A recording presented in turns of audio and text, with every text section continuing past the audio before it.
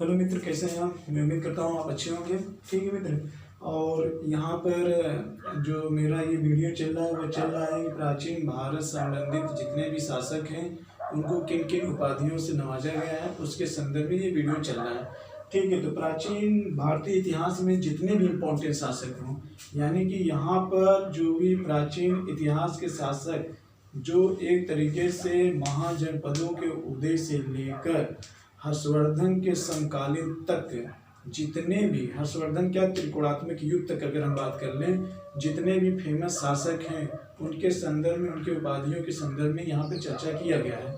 इससे संबंधित पहला वीडियो आपने देख लिया था, आज दूसरा वीडियो है। इस दूसरे वीडियो में चोल वंश संबंधित शासकों की उपाधियों के बारे में यहाँ पे बताया गया है। ठीक है, और इसके साथ साथ जो उत्तर भारत के शासक हैं उनके भी उपाधियों के संदर्भ में बताया गया है। जैसा कि हम पहले ही कहते हैं कि यहाँ से प्रश्न आते रहते हैं, इसलिए आपके एग्जाम की दृष्टि से ये वीडियो काफ़ी ज़्यादा इम्पोर्टेंट है मित्र। तो आइए बिना समय गवाए इस उपाधियों के संदर्भ में हम विभिन्न शासकों के बारे में चर्चा करते हैं कि किन शासक को किन उपाधियों के नाम से जाना जाता था। ठीक है, क्लियर? तो आइए देखते हैं नरसिंह वर्मन। जी हाँ, नरसिंह वर्मन ये पल्लव वंश का शासक था। नरसिंह वर्मन प्रथम ये पल्लव वंश का शासक था।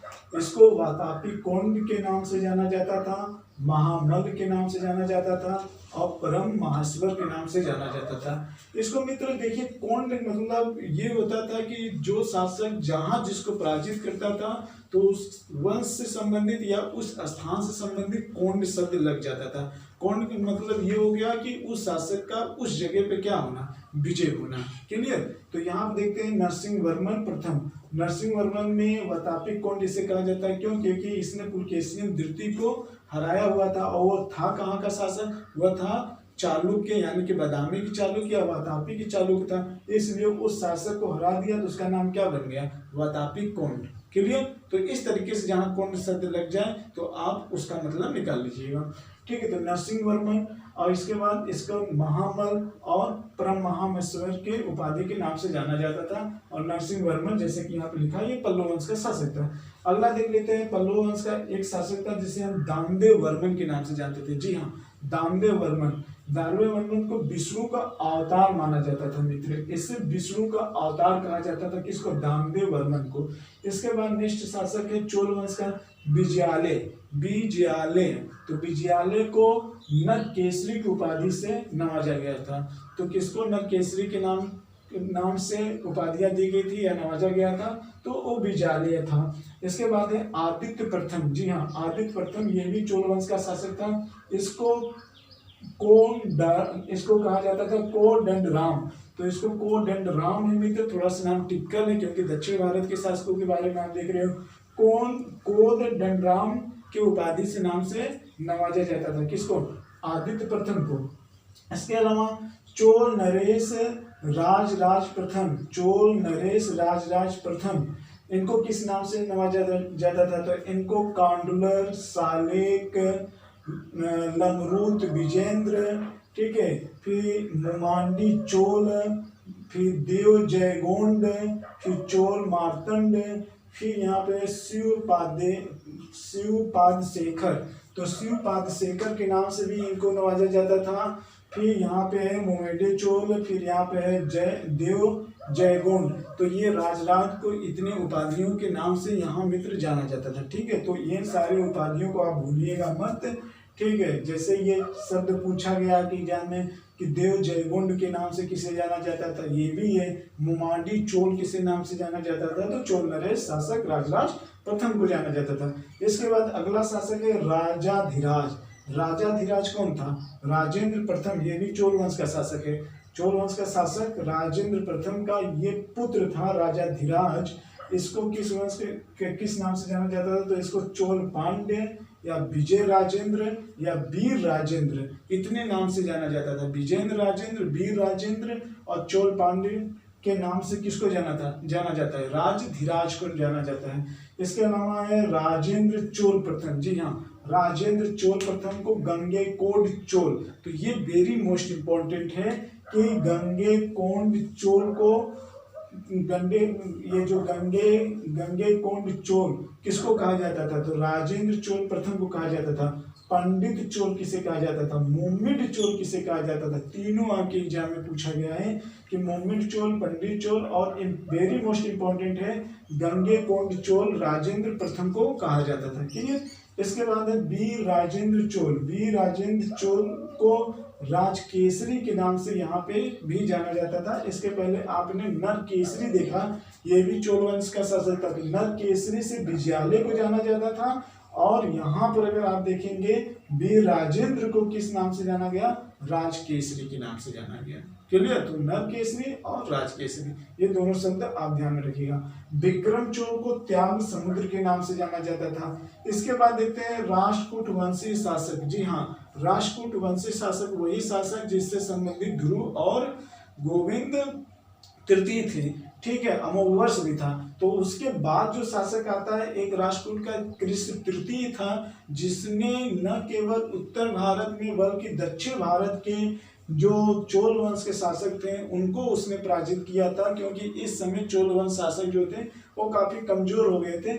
इसलिए कृष्ण तृतीय को, जो राष्ट्रकूट वंशी शासक था, कृष्ण तृतीय को अकाल वर्ष, कांचीपुरम और तंजेकोंड, कांची और तंजौर का इसको क्या कहा जाता था, विजेता कहा जाता था। क्यों? क्योंकि इसने मध्य भारत महाराष्ट्र से होकर दक्षिण भारत में जाकर प्रवेश होकर चोलों और पांडवों को इसने क्या किया था, हराया था। ठीक है मित्र, किसने, कृष्ण तृतीय ने, किसने, कृष्ण तृतीय ने इन लोगों को यहाँ पर हराया था। तो ये चीज आप थोड़ा सा ध्यान में रखिएगा।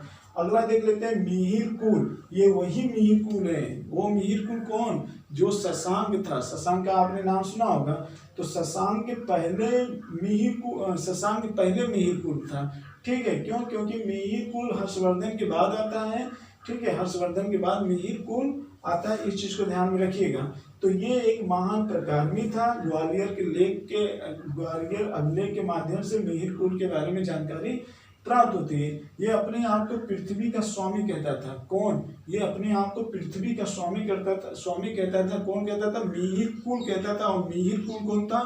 हूण था। हूण एक तरीके से असभ्य टाइप के जीवन व्यतीत करने वाले लोग, काफी ज्यादा असभ्य थे, काफी ज्यादा ये बर्बर थे। ये भारत में आए और यहीं की स्त्रियों से इन्होंने शादी और विवाह करके अपना जीवन यहीं पे यापन करने लगा था। हालांकि स्कंद गुप्त ने इनको बहुत बुरी तरीके से पराजित किया हुआ था उसके समय में, लेकिन बाद में धीरे धीरे हूणों ने अपना इस पर आधिपत्य काफी ज्यादा जमा लिया हुआ था। तो एक दौर इनका भी आता है। उसी समय ग्वालियर के लेख में इन्होंने अपने आप को पृथ्वी का विजेता बताया था। और इस समय उत्तर भारत में कोई ऐसी सत्ता नहीं थी जो भारत में केंद्रीकृत व्यवस्था को स्थापित कर सके, खासतौर हर्षवर्धन की मृत्यु के बाद। क्लियर? अब आगे देखते हैं। इसके बाद है यशोधर्मन। यशोधर्मन को जैन कहा जाता है। मंदसौर प्रशस्ति से इनके बारे में जानकारी पता चलता है। उत्तर भारत का चक्रवर्ती राजा ये अपने आप को कहता था। ठीक है मित्र, ये यशोधर्मन अपने आप को उत्तर भारत का चक्रवर्ती राजा कहता था। ध्यान में रखिएगा, उत्तर भारत का चक्रवर्ती राजा ये अपने आप को कहता था। कौन? यशोधर्मन कहता था। लेकिन ये मिहिर कुल के पहले ये शासन कर रहा था। और इसी समय ललितादित्य मुक्तापिंड भी जम्मू कश्मीर में शासन कर रहा था। ठीक है, वो भी अपने आप में बहुत प्रतापी शासक था जो इनको पराजित किया था। यशोधर्मन से ऐसा राजतंगड़ी के माध्यम से पता चलता है, जो अपने आप को उत्तर भारत का चक्रवर्ती कहते हैं। इनको ललितादित्य मुक्तापिंड ने पराजित किया था, ऐसा राजतंगड़ी के माध्यम से पता चलता है मित्र। तो उत्तर भारत का चक्रवर्ती, ध्यान रखिएगा, उत्तर भारत का स्वामी कौन अपने आप को कहता था? तो उत्तर भारत का या उत्तरपंथी का स्वामी जो कहता था वो अपने आप को उत्तरापथ का स्वामी धर्मपाल अपने आप को कहता था। लेकिन उत्तर भारत का चक्रवर्ती कौन अपने आप को कह रहा है? यशोधर्मन कर रहा है। तो इस तरीके की छोटे छोटे बारीकों को आप ध्यान में रखिएगा। इसके पिछले वाले वीडियो में मैंने बताया है। फिर इसके बाद आता है ह्वेनसांग। ह्वेनसांग यात्रियों में राजकुमार कहा जाता था और ये नीति का पंडित था। तो ध्यान रखिएगा मित्र, ह्वेनसांग को यात्रियों का राजकुमार कहा जाता है। लेकिन मध्यकालीन भारत के इतिहास में यात्रियों का राजकुमार किसे कहा जाता था? तो मार्को पोलो था। कौन था? मार्को पोलो था। इसे नीति का पंडित भी कहा जाता है और नीति का पंडित भी इसे कहा जाता है। और इसको सांख्य मुनि भी, यानी कि विदेशी यात्रियों में कभी पूछा जाता है कि इसको सांख्य मुनि कहा जाता है। तो इसको ह्वेनसांग को ही कहा जाता है। क्लियर। इसके बाद परांतक प्रथम, ये मित्र परांतक प्रथम जो था ये चोल वंश का ही शासक था और इसको मधुरै कोंड की उपाधि प्राप्त हुई थी, क्योंकि मधुरै कोंड में ये एक तरीके से जो पांड्य लोग थे उन पांडवों पर इसने क्या किया था, विजय हासिल किया था। क्यों? क्योंकि संगम वंश में 3 छोटे छोटे वंश थे, चैर, पांड्य और चोल। तो चोल परांतक के समय चोल काफी ज्यादा अपने आप को मजबूत स्थिति में बना लिए थे। तो जो पांड्य थे मदुरै में रहते थे उनको पराजित करके परांतक ने अपने आप को मधुरै कोंड की उपाधि को धारण किया। और मदुरै पड़ते कहाँ है? तमिलनाडु में। तो जो स्थिति तमिलनाडु में मदुरै की है वही स्थिति उत्तर भारत में काशी की या बनारस की है। ठीक है। अगला देख लेते हैं कोल्लल प्रथम। कोल्लल प्रथम कौन है? समस्त पृथ्वी का विजेता है। कोल्लल कौन है? समस्त पृथ्वी का विजेता के रूप में ये जाना जाता है। ठीक है। समस्त पृथ्वी के विजेता के रूप में कौन जाना जाता है? कोल्लम प्रथम। तो इस तरीके से मित्र आपने देखा कि जितने भी उत्तर भारत एवं दक्षिण भारत संबंधित प्राचीन इतिहास में संबंधित जितने भी शासक थे और उनसे संबंधित जितने भी महत्वपूर्ण उपाधियां थी, उन सारे उपाधियों को आपको एग्जाम की दृष्टि से ध्यान में रखते हुए मैंने आपके समक्ष प्रस्तुत किया और मैं उम्मीद करता हूं कि ये वीडियो आपको बहुत ही अच्छा लगा होगा। तो इस प्रकार वन लाइनियर के रूप में वीडियो हमेशा इस तरीके से आते रहेंगे, जो एक जगह सारी कलेक्टेड मतलब कि सेलेक्ट की हुई चीज़ें को काफ़ी आपके सामने रखा जाता है। ठीक है। तो इसको ताकि इसलिए रखा जाता है ताकि आप एक निगाह में देखकर वो सारी चीज़ों को रिवाइज कर लो। अगर आप इसको किसी एक वंश में उठाकर पढ़ रहे हो, तो जैसे मान लेते हैं कि अगर आप उत्तर भारत में पढ़ रहे हो तो उत्तर भारत में गुप्त वंश पढ़ रहे हो, तो दक्षिण भारत में जो संबंधित उपाधियां हैं तो आप उसको मिस करके पता चला कि आप उत्तर भारत के गुप्त वंश पढ़ रहे हो और यहाँ पे आप पढ़ रहे हो सेन वंश और पाल वंश, तो इससे संबंधित जो उपाधियां दी गई हैं और मिलती जुलती उपाधियां हो तो आप उसमें कंफ्यूज की स्थिति में हो जाते हो कि वास्तव में सही क्या है। इसलिए सारे शासक संबंधी जितनी भी उपाधियां वो उपाधियां आपके समक्ष प्रस्तुत किया गया और साथ ही साथ कुछ चीजें भी इस पर चर्चा कर दी गई है ताकि इस पर आपकी समझ बन सके। ठीक है मित्र। तो इसी के साथ इस वीडियो का मैं समापन कर रहा हूँ।